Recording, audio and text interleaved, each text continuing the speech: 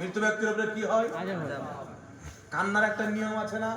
মানুষ চুপ থাকবে, চোখ দিয়ে পানি বের হবে, কান্নার একটা নিয়ম আছে। কিন্তু আজকালকার মেয়ে মানুষে কান্নাকাটি করে, মনে হচ্ছে রাস্তায় চলছে 5 কিলো সোনার ঢাল, আর 2-4 জন মহিলা দেখে নিচে কাড়াকাড়ি করছে, কার চুলের দিকে চলে গেছে, কার কাপড়ের দিকে চলে গেছে।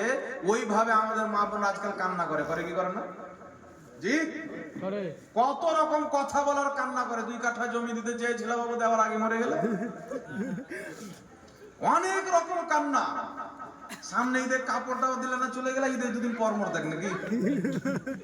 তো এই ধরনের কান্নাকাটি করা চলবে না, হাউদাউ করে কান্না চলবে না। জীবিত ব্যক্তি যখন হাউদাউ করে কান্না করে, চিৎকার করে কান্না করে, তার কান্নার কারণে মৃত্যু ব্যক্তি আযাবে মুবতালা হয়, কষ্ট অনুভব করে। তো কি বোঝা গেল?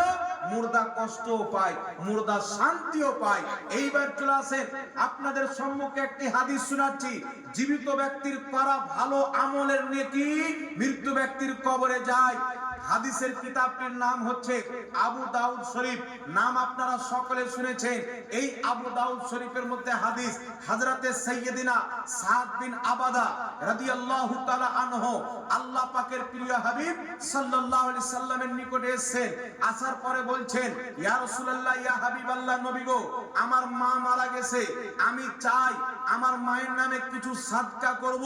তো কি এমন জিনিস সাদকা করলে আমার মায়ের জন্য উপকার হবে? রাসূল পাক বললেন, তুমি তোমার মায়ের নামে পানি সাদকা করো। জোরে বলুন সুবহানাল্লাহ।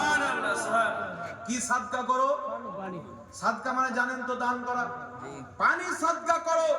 হযরতে সাদ বিন আবাদা নিজের মায়ের নামে একটি কুয়া সাদকা করে বললেন, হাদিহি বেরুয়ে উম্মে সাদ, এই কূপটি হচ্ছে সাদের মায়ের জন্য, পানি পান করবে বিশ্বের মানুষ, সওয়াব যাবে সাদ বিন আবাদার মায়ের কবরে। জোরে বল সুবহানাল্লাহ।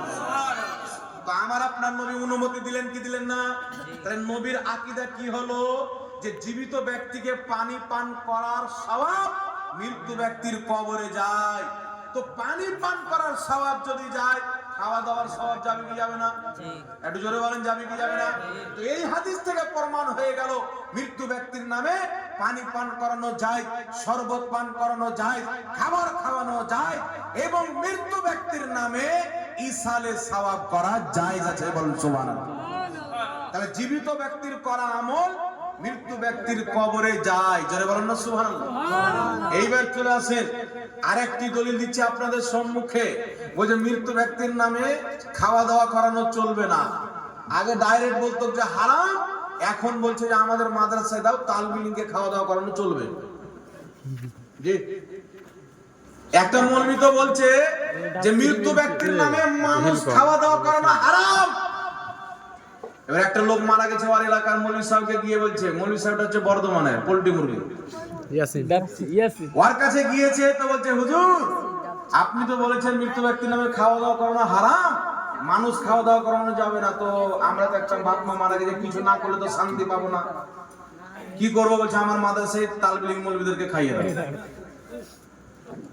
ওই লোকটা বাবা 5-10 হাজার টাকা হয়তো দিয়েছে। দেওয়ার পরে রাস্তাতে যেতে যেতে যেতে একটু দূরে গিয়ে আমাদের একটা মৌলবীর সঙ্গে সাক্ষাৎ, বলছে এরকম এরকম ব্যাপার। তো মৌলবীটা বলছে, ও বলেছে মানুষকে খাওয়া দাওয়া করানো হারাম, তো আর মাদ্রাসায় গুলোকে কুত্তা বিল্লি নাকি?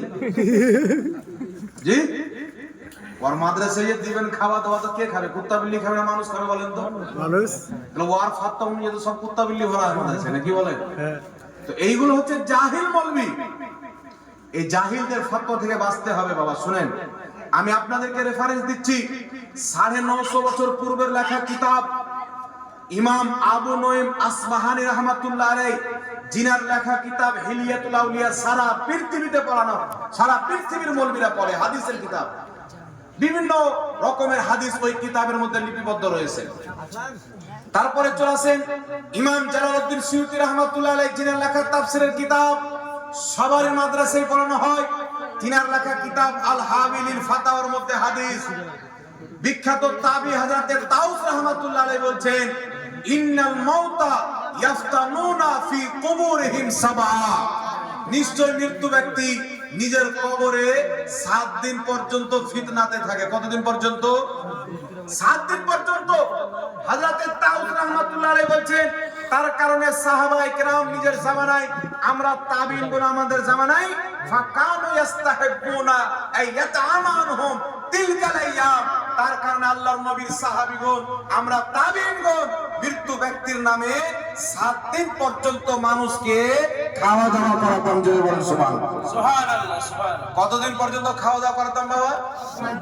কারা করাতেন? সাহাবায়ে কেরাম, তাবিঈনগণ।